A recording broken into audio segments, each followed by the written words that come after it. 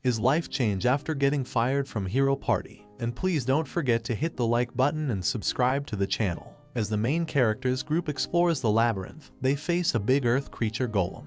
Rudd, the strong defender of the group, takes the main role, blocking hits and protecting his friends. In the middle of the chaotic fight, Rudd's job becomes clear: to take most of the hits from enemies and keep his friends safe. He saves Nin from a very strong hit, allowing the group to fight back. After their successful trip in the labyrinth, Rudd thinks a lot about his sister, Manisha, while relaxing at the guild hall. His thoughts are suddenly interrupted by Nin, who scolds him for not paying attention. She's frustrated that Rudd only thinks about Manisha and tells him to think about other things too. Rudd gets embarrassed by Nin's words and misunderstands her, thinking she's confessing her feelings for him.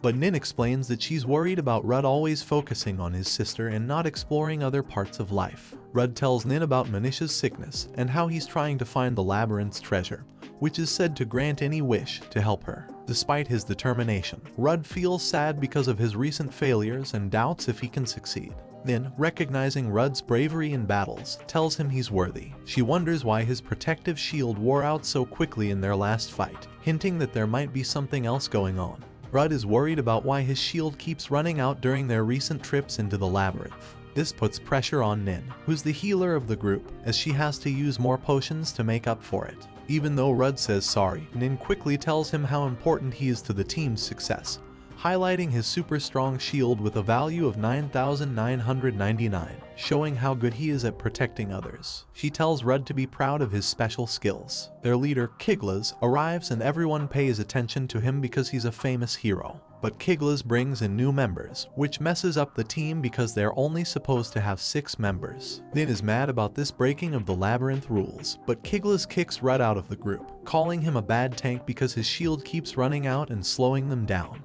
Even though Nin tries to defend Rudd, Kiglas blames all their problems on Rudd not being good enough, suggesting that Rudd's skills might be causing problems without them knowing.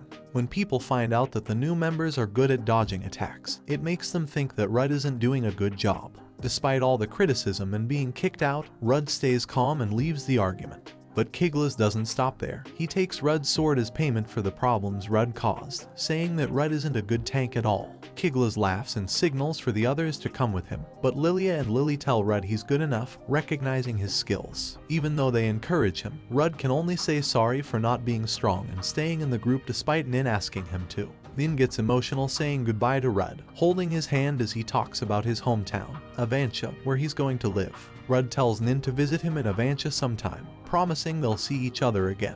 Even though Nin tries to hide how she feels, Rudd knows she's sad. They agree to meet again in the future, looking forward to a better time when they're not bound by work. As evening falls, Rudd thinks about what happened during the day in the town square, wondering what to do next. He's not sure if he should go home or not, thinking about Kiglas's idea that his skills might be causing problems with his shield. Rudd hears a group talking about escorting someone to Kouryaku, passing through Avansha. Rudd wants to join them for the mission, offering to help without asking for money. But when they ask about his adventurer rank, Rudd hesitates to say he's only rank F because he's mostly focused on the labyrinth. He feels better when one of the women recognizes him from the heroes group, and they all agree to let him join them.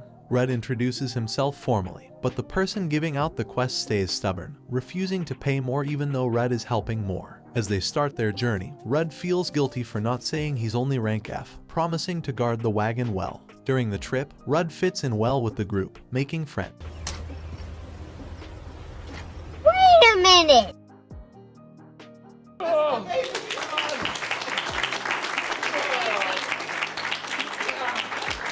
They also fight some weak monsters along the way, showing how good they are at fighting. When they get to a foggy area, the client suggests resting, but Rudd thinks they should keep going because he feels like something's wrong. The client agrees to keep moving because Rudd feels that way. Rudd tells everyone to be careful for attacks as they get closer to Kouryaku, making sure they stay safe. When Rudd sees something strange up ahead, he stops the wagon and tells everyone to stay where they are while he checks it out. He finds a woman who looks lost. Rudd figures out it's not a trap and there's no one else around. He helps the woman, noticing she's dressed weird and has a magic stone in her chest. While Rudd helps the woman, the client warns everyone about a snake coming out of the forest. Rudd tells the woman to hide and warns everyone to stay away from the snake's poison. As the group worries about fighting the monster, Rudd steps up and gets its attention. Even though some of the monster's poison hits him, Rudd tells everyone not to worry because he can't be affected by it. He explains his plan for them to attack while he distracts the monster, but they have trouble understanding what they need to do. When the monster almost knocks Rudd down, he thinks about his sister and refuses to give up. Rudd tells the group to believe in themselves and promises to protect them.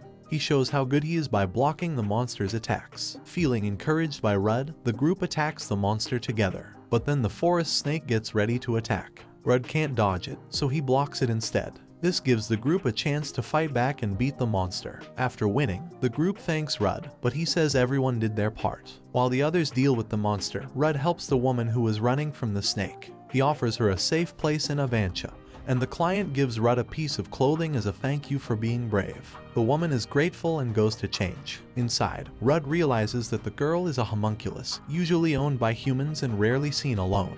Rudd tells the old man that slave traders wouldn't come into such a dangerous forest, and notices she doesn't have a collar, so she's probably not an escaped slave.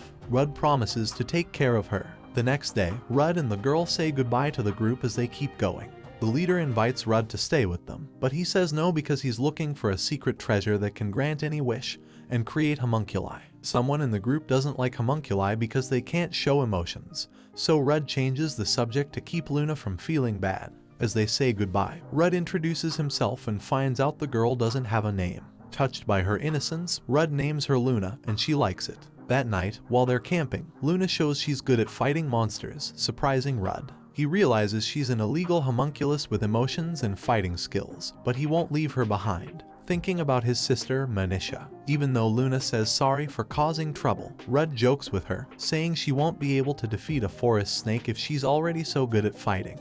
The girl tells Rudd that she's only good at magic and not fighting up close, but she can copy other skills with her magic. When Rudd asks about her magic, she says she has one that makes magic stronger and a rare one called Identify. Rudd is surprised because this skill was thought to only exist in one other person who died a long time ago. Luna doesn't know how special the Identify skill is, so she agrees to use it on Rudd. Holding his hand, she shows him 4 skills. The first is Provoke, which makes enemies focus on him. Then there's Iron Body, which makes him immune to bad effects and heal faster, skills Rudd already knows. The third one, Life Conversion, lets him turn his weakened shield into strength for attacking. The fourth, Shield of Sacrifice, lets him take hits for his friends, sacrificing his shield to protect them.